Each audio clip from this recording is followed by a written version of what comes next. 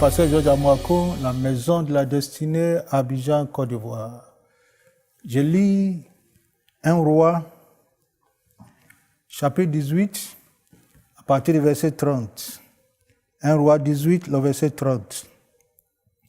C'est le prophète Élie qui parle. « Approchez-vous de moi. » Tout le peuple s'approcha de lui. Et Élie rétablit l'autel de l'Éternel qui avait été renversé. Il prit 12 pierres d'après le nombre des tribus des fils de Jacob, auxquels l'Éternel avait dit, « Israël sera mon nom. » Et il bâtit avec ces pierres un autel au nom de l'Éternel. Il fit autour de l'autel un fossé de la capacité de 2 mesures de semences. Il arrangea le bois. Il coupa le taureau par morceaux et le plaça sous le bois. Puis il dit, c'est ici qui m'intéresse, il dit, remplissez d'eau 4 cruches et versez-les sur l'holocauste et sur le bois. Il dit, faites-le une seconde fois. Et il le fit une seconde fois. Il dit, faites-le une 3e fois. Et il le fit une 3e fois. L'eau coula autour de l'autel et l'on remplit aussi d'eau le fossé. Au moment de la présentation de l'offrande, Élie, le prophète, s'avança et dit, « L'Éternel Dieu d'Abraham, d'Isaac et d'Israël, que l'on sache aujourd'hui que tu es Dieu en Israël, que je suis ton serviteur, et que j'ai fait toutes ces choses sur ta parole.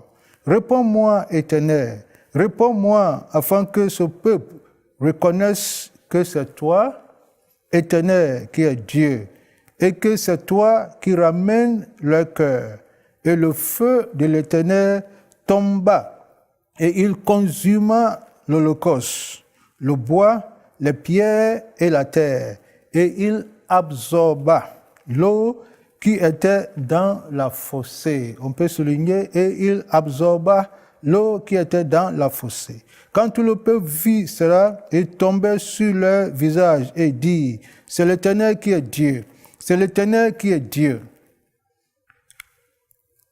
Saisissez les prophètes de Baal, leur dit Élie, qu'aucun d'eux n'échappe. Et il les saisit, Élie les fit descendre au torrent de Kison, où il les égorgea. Et Élie dit à Ahab, monte, mange et bois, car il se fait un bruit qui annonce la pluie.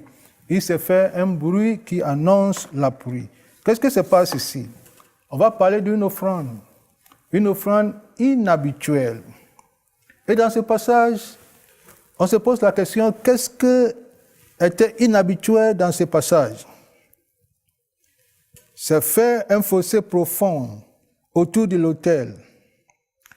Un fossé, c'est un caniveau, un canal. De 2, rempli d'eau, 4 cruches, et les verser sur l'eau. Les 4 cruches pleines d'eau qu'on verse sur l'eau à 3 reprises. La Bible dit l'eau coula autour de l'autel et l'on remplit aussi l'eau fossé. Il convient de rappeler que c'était une saison de sécheresse. Il n'y avait ni de pluie pendant 3 ans et demi. L'atmosphère était sèche et aride. Dans la période d'aridité, les cieux deviennent aussi lourds que l'arène et la terre aussi sèche que le fer. Il faut préciser que dans une saison d'aridité, au lieu de la pluie, c'est la poussière et la poudre qui couvrent le ciel. Et ce nuage de poussière dessèche tout. C'est pour cette raison qu'à 1 Roi, chapitre 17, le verset 7, la Bible nous dit, « Il arriva qu'au bout de quelque temps, le torrent fut à sec. parce qu'il n'y avait pas eu de l'eau. Même l'homme de Dieu, Élie, il lui manquait de l'eau. Ce nuage dessèche l'atmosphère et la rend aride, stérile et dévastée. Dans une telle saison, l'élément le plus important, le plus précieux, c'est l'eau. Dans une telle saison, l'élément le plus rare, c'est l'eau. Et dans une telle saison, on ne gaspille pas de l'eau. On économise plutôt dans une telle saison. Mais pourquoi le prophète nous dit de verser l'eau sur l'autel, alors que nous sommes dans une saison de sécheresse, on n'a pas d'eau. En une telle saison, on ne verse pas une telle quantité d'eau sur un autel, sous aucun prétexte. Si on doit verser de l'eau sur l'autel, on le fait avec sagesse, en tenant bien sûr compte de la récession économique. Mais pourquoi Élie nous demande de verser une telle quantité d'eau sur l'autel? N'est-ce pas un gaspillage? Si l'on doit verser une telle quantité d'eau, ne penses-tu pas que la meilleure saison de verser une telle quantité d'eau sur l'autel serait dans une saison de pluie où il n'y avait pas de problème? Ce n'est pas le moment, de sécheresse qu'on doit verser l'eau sur un autel de bois. Alors, voici ce qui s'est passé. Élie, avant la prière, va rebâtir l'autel, ce qui est très très important. Et après avoir rebâti l'autel, Élie demande au peuple, aux enfants d'Israël, d'aller chercher de l'eau. 4 cruches d'eau, 4 seaux d'eau. Élie dit, versez sur l'autel. Mais n'oubliez pas que nous sommes dans une saison de sécheresse. Nous sommes dans une famine. 3 ans et demi, il n'y a pas d'eau. Il n'y a pas de pluie, n'oubliez pas. Mais prophète, où est-ce qu'on va aller chercher l'eau? Dieu ne peut pas faire avec un seau d'eau ou bien avec une petite bouteille d'eau. Élie dit 4 seaux d'eau. Ils sont allés chercher, ils ont versé les 4 seaux d'eau. Et le prophète dit, allez chercher encore 4 seaux d'eau, 4 cruches d'eau, allez chercher encore. Si tu étais là, dans ce moment de sécheresse, dans ce moment de restriction économique, où l'élément le plus important et précieux, c'est l'eau, où chaque famille économise son eau. Il fut un moment, la Bible nous dit, même le roi Ahab, il est allé chercher de l'eau pour ses animaux et pour sa maison. Alors tu peux imaginer combien de fois l'eau était rare. Même au palais, on cherchait de l'eau. On cherchait de l'eau partout. Et toi, Élie, tu viens nous dire de verser 4 cruches d'eau sur un autel. Bon, on a fait cela. Tu nous dis de verser encore 4 cruches d'eau. Et de verser une 3e fois encore. Qu'est-ce que ça veut dire, homme de Dieu?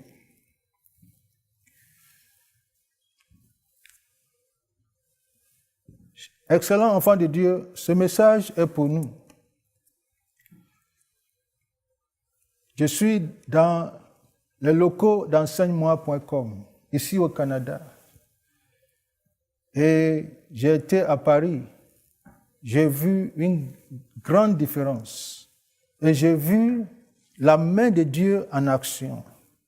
Et j'ai vu aussi le sacrifice des enfants de Dieu, le sacrifice sans faille, le soutien sans faille des enfants de Dieu. Mais c'est comme si Élie disait encore, mets encore de l'eau. Mais encore, on a mis de l'eau, on avait mis de l'eau, 4 cruches d'eau. C'est comme si le prophète disait, mais encore.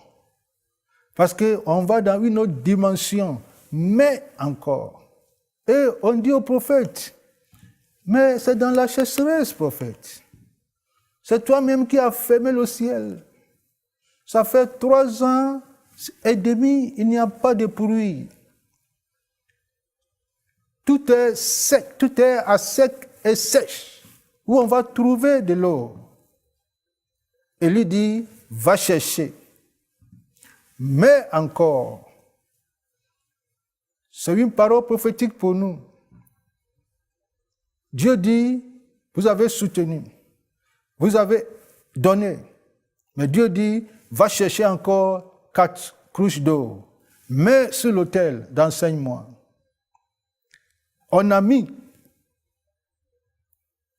Et par la grâce de Dieu, on a acheté ce lieu. On a soutenu pour des émissions. Dieu dit, mets encore 4 cruches d'eau. Cette fois-ci pour la diffusion. Parce que, enseigne-moi en train de changer son image pour toucher un grand nombre de personnes. Et pour y arriver, Dieu a besoin de tous ses fidèles pour envoyer de l'eau sur l'autel. C'est vrai que c'est la sécheresse, nous attendons quelque chose. Tout le pays attendait la pluie. Et Dieu dit, tu veux la pluie, mets de l'eau. Envoie de l'eau et tu auras la pluie. Et l'homme dit, Seigneur, si tu me donnes la pluie, je vais te donner de l'eau. Et Dieu dit, c'est vrai, tu vas me donner de l'eau. Donne-moi de l'eau aujourd'hui. Et si tu me donnes de l'eau, je te donne de la pluie. C'est ce que le prophète disait. Donc, mets l'eau sur l'autel et Dieu nous donnera la pluie. Parce que ce qui a été intéressant est que l'autel avait soif. Il ne faut pas oublier. La terre avait soif. L'autel aussi avait soif. On doit satisfaire le besoin de qui? L'autel a soif. Ça veut dire Dieu a soif. La terre a soif. L'homme a soif. L'homme a besoin de la pluie pour s'aimer et récolter. Dieu aussi a besoin de la pluie sur l'autel. Et le prophète dit, donnez d'abord l'eau à Dieu. Donne d'abord l'eau à Dieu. Et Israël a compris. Ils ont mis de l'eau sur l'autel. Une première fois, une deuxième fois, une troisième fois. Et quand ils ont mis de l'eau, voici ce qui va se passer. Le feu descend. Et quand le feu descend, le feu vient pour absorber l'eau. Le feu, c'est la présence de Dieu. Dieu vient boire l'eau de son peuple. Dieu vient boire l'eau de son peuple. Même le fossé, le caniveau qui a été établi, la Bible dit, l'eau, il était rempli d'eau. Et la Bible nous dit, le feu y est rentré. Et le feu a absorbé l'eau. Combien de fois Dieu avait soif de l'offrande de son peuple. Et quand Dieu a bu l'eau de son peuple, Élie dit à Ahab, monte chez toi rapidement, parce que j'entends j'entends quelque chose. J'entends le bruit d'une grande pluie.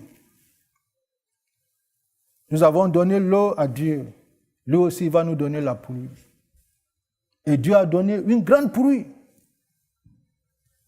Après 3 ans et demi, il a plu. D'une manière exceptionnelle, d'une manière incroyable. Et ceux qui ont donné leur eau n'ont pas eu tort. N'ont pas eu tort. Il ne faut pas donner l'eau après la pluie. Il faut donner l'eau. Et Dieu va donner la pluie. Il faut mouiller l'autel. Il faut tremper l'autel de Dieu. Et c'est ce que Dieu nous demande de faire ici à enseigne-moi.com. Dieu nous demande de verser l'eau. Il ne s'agit pas cette fois-ci de l'eau naturelle ou minérale. Il s'agit d'une offrande inhabituelle. Il s'agit d'une offrande spéciale. Il s'agit d'envoyer ce ministère à une autre dimension. Il s'agit de s'aimer dans cette terre bénie. Il s'agit de se joindre à la voix de l'enseignement pour annoncer l'évangile partout. Il s'agit de toucher des vies au travers nos sacrifices, au travers notre offrande. Il est l'heure de donner. L'offrande a changé le climat. Et c'était un changement brusque. L'offrande a mis fin à la sécheresse.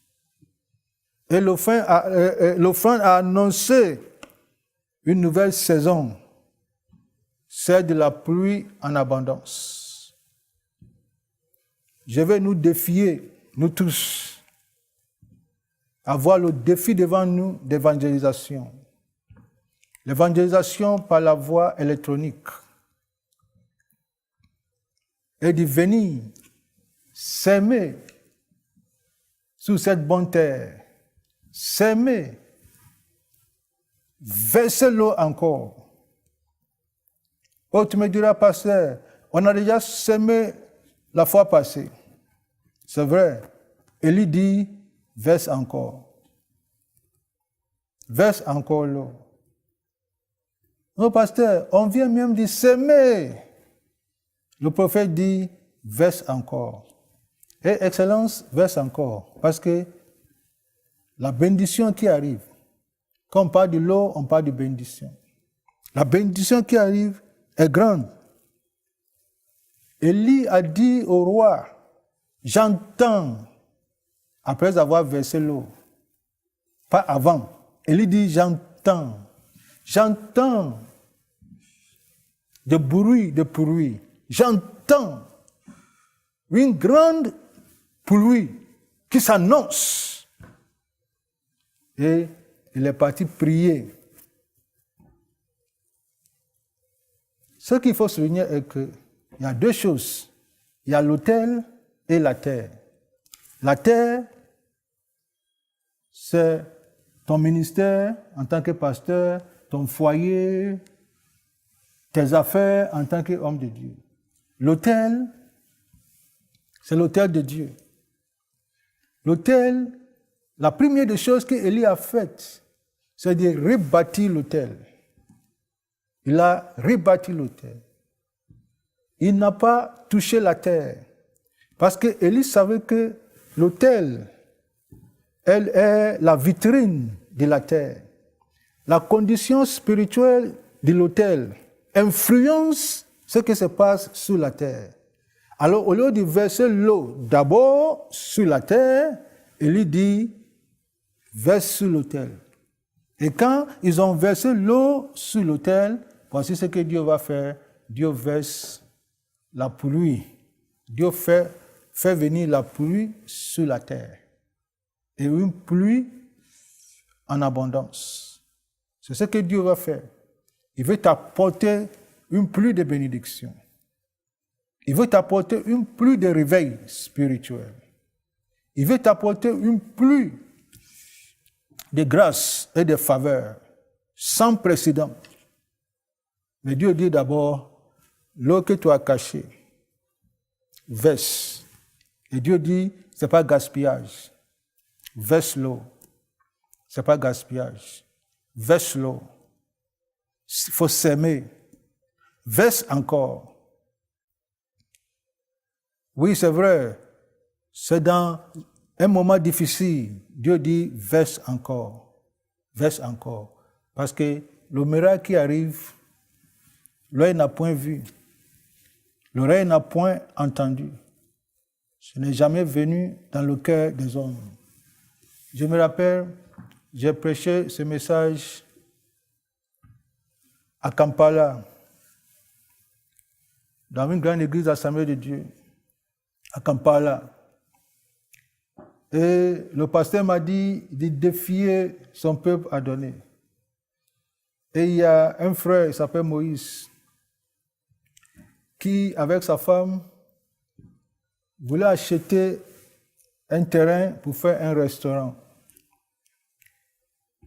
Et ils avaient un terrain que l'État a pris. Et ils ont prié pour que Dieu intervienne. L'État n'a pas fait signe. Alors ils voulaient acheter un autre terrain. Quand je prêchais dans l'église à Kampala, l'Esprit de Dieu a dit à Moïse, le frère, l'argent que tu as mis de côté pour acheter le terrain, là, donne à l'église. Et c'était difficile, parce qu'il a fait économie avec sa femme. Et sa femme aussi était dans l'église. Donne à l'église. Il était prêt à donner une partie, mais l'Esprit de Dieu lui dit, donne tout. Et c'était difficile pour lui. Alors qu'il est en train de discuter, sa femme vient. Au même moment que Dieu parle à son fils, il parle aussi à sa fille. Et sa femme vient. Et sa femme lui dit, Dieu m'a parlé. Dieu t'a dit quoi? Je ne sais pas, mais j'ai comme l'impression qu'il faut tout verser. Il faut verser toute l'eau sur l'autel. Et son mari a compris, mais il fait exprès, il lui demande, ça veut dire quoi? Il dit, tout ce qu'on n'a qu'à verser sur l'autel. On n'a qu'à laisser Dieu agir. Et le monsieur a compris. Et le monsieur lui a dit, c'est exactement ce que Dieu me dit. Mon problème, ce n'est pas moi, ce n'est pas Dieu, c'est toi. La femme. Alors, si toi-même, Dieu t'a parlé, on n'a qu'à faire, et ils ont fait. Ça, c'était dimanche. J'ai quitté là-bas dimanche soir. Lundi matin, le terrain qui a été confisqué par l'État, on appelle Moïse, on lui dit, l'État te redonne le terrain. L'État te redonne le terrain que nous avons saisi.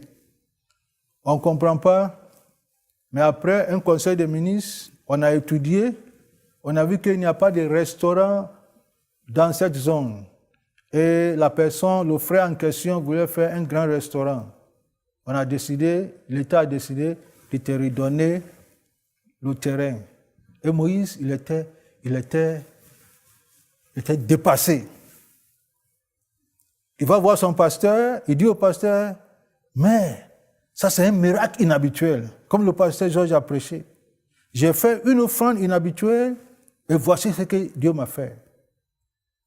Et le terrain qui a été saisi et qui lui a été restauré était 4 fois plus grand que le petit terrain qu'il voulait acheter avec son argent, et Dieu lui a dit de donner à une offrande. Il fait offrande. Vous avez beaucoup de témoignages par rapport à donner. Aujourd'hui, c'est pour s'aimer dans le cadre d'enseignement, pour nous amener à une autre dimension, à une autre étape plus élevée, pour toucher un grand nombre de personnes, toucher toute l'Afrique, toute l'Europe, toucher l'Amérique du Nord et toucher le monde entier. C'est un grand défi. Il ne suffit pas de faire des émissions. Il faut aussi aller dans le stade de diffusion. Et c'est dans ce stade-là que nous sommes. Raison pour laquelle je suis venu te parler de verser l'eau sur l'autel d'enseignement.com. Verser l'eau encore. Pasteur, j'ai versé, verse encore. Pasteur, chaque jour je verse, verse encore. Verse encore. Pasteur, c'est dur, oui. Verse encore. Il y a une pluie qui t'attend. Tout ce que Dieu attend, c'est de verser ton eau. Ce n'est pas gaspillage. Verse ton eau et la pluie arrive.